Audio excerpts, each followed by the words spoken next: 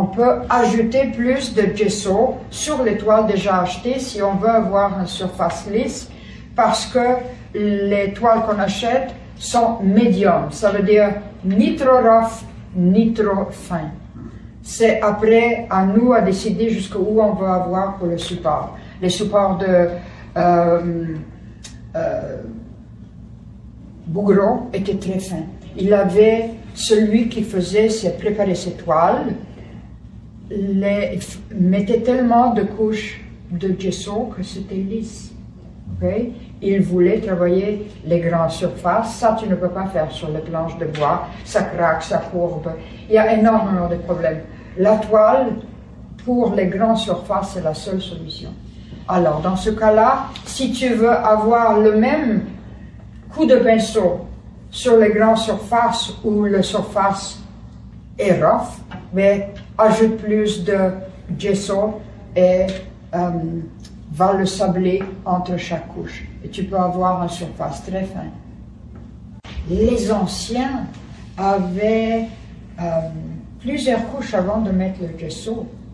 C'était une pâte rouge qui était faite de craie et de toutes sortes de choses, qui a égalisé la surface avant que le gesso ait été mis en plomb, une surface blanc en plomb.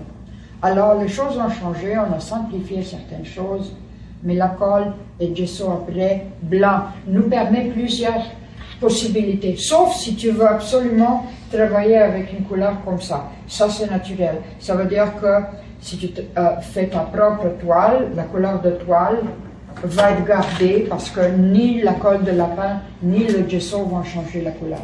Aujourd'hui, tu peux avoir gesso sans couleur.